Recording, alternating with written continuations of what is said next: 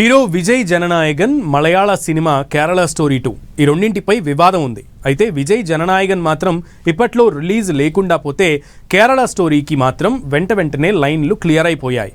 ఇదెలా సాధ్యపడింది? ఉన్నది censor board ఒకటే, రెగ్యులేషన్లు కూడా ఒకటే, కానీ ఒక సినిమా మాత్రం ఎప్పటికీ విడుదలవుతుందో తెలియని పరిస్థితి. ఇందులో రాజకీయం చొరబడింది కాబట్టే ఇలా జరిగిందా? Take a look.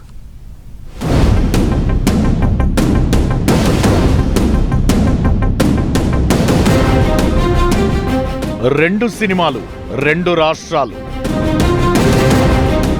రెండు చోట్ల అసెంబ్లీ ఎన్నికలు. ఒక చోట సెన్సార్ బోర్డు ఆపితే రెండో చోట హైకోర్టు బ్రేక్.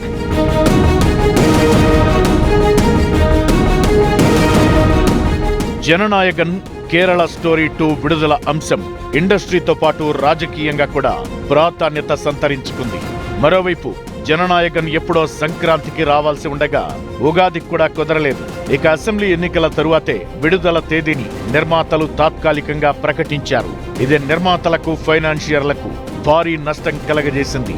అప్పు తెచ్చిన డబ్బుపై వడ్డీలు పెరగడం అందులో భాగమైతే కేరళలో థియేటర్లు కూడా లాస్ అవుతున్నాయి. తాజాగా Kerala film exhibitors united organisation release date ఎప్పుడో తెలియక భారీగా నష్టపోతున్నట్లు ప్రకటించింది. ఇదే తరహా పరిస్థితి ఏపీ, తెలంగాణ, కర్ణాటకలోనూ నెలకొంది. యూనిట్ కి సంబంధించిన విషయం కాగా జూన్ 18న విడుదల కావచ్చంటూ నిర్మాతలు ఓ డేట్ ప్రకటించారు. మరోవైపు హీరో విజయ్ కూడా తన పొలిటికల్ ఎంట్రీకి ముందు రిలీజ్ కావాల్సిన సినిమా వాయిదా వెనక కుట్ర జరిగిందనే అంశాన్ని ఫ్యాన్స్ కూడా సంకేతం ఇచ్చారు. సెన్సార్ బోర్డు చెప్పిన అభ్యంతరాలను సవరించినా కూడా రిలీజ్ కాకుండా రివ్యూ కమిటీకి పంపడం వెనుక ఇదే ఉందని టీవీకే కార్యకర్తలు కూడా నమ్ముతున్నారు. తమిళనాడులో అసెంబ్లీ ఎన్నికలు మే నెలలో జరిగే అవకాశముంది.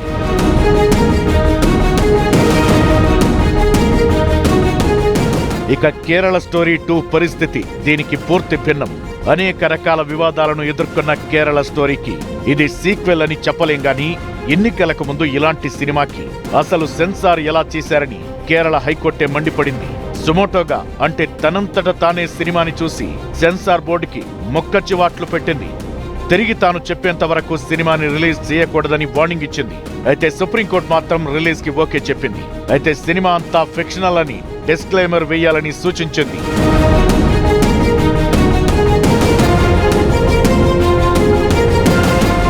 ఇతర మతాల ఆడపిల్లలను ముస్లిం యువకులు ట్రాప్ చేసి ఆ తరువాత తమ సంప్రదాయాలను అనుసరించమని వేధించడం, దాని చుట్టూ కథంతా తిరగడమే ఈ కేరళ స్టోరీ 2 కాన్సెప్ట్. ఈ క్రమంలో క్రూరంగా హింసించే ముస్లిం క్యారెక్టర్లు కేరళ స్టోరీలో కనిపిస్తాయి. దీనిపై కేరళ ప్రభుత్వం కూడా తీవ్రంగా స్పందించింది. ఇది కేరళ రాష్ట్రంలో ప్రతిరోజు జరుగుతున్న నిజంలా సినిమా రూపొందించారని, మొత్తం రాష్ట్ర ప్రతిష్టని దెబ్బతీసేలా ఉందని అభ్యంతర పెట్టింది. కేవలం ఎన్నికల్లో లాభం కోసమే ఇలా సినిమాని రూపొందించి విడుదల చేస్తున్నారని ఎల్డీఎఫ్ ఆరోపించింది.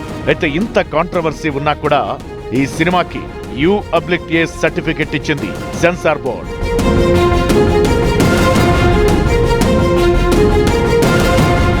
ఇక్కడ జననాయగన్, కేరళ స్టోరీ 2 రెండు సినిమాల్లో విజయ్ సినిమాలో పెద్ద అభ్యంతర పెట్టేవి, మతపరమైన ఘర్షణకి దారి తీసేది ఏదీ లేదనేది ఎక్కువ మంది నమ్ముతున్నారు. పైగా సెన్సార్ బోర్డు చెప్పిన సీన్లన్నీ తొలగించినా సరే రిలీజ్ కి అడ్డుపడటం జరిగింది. కానీ కేరళ స్టోరీలో మాత్రం ఏ ఒక్క కట్ లేకుండా సెన్సార్ సర్టిఫికెట్ ఇచ్చారంటేనే ఈ సినిమాలో పాలిటిక్స్ పెద్ద రోల్ ప్లే చేశాయనేది అర్థమవుతోంది. సినిమా ఏదైనా రెగ్యులేషన్స్ ఒకటే వర్తిస్తాయి.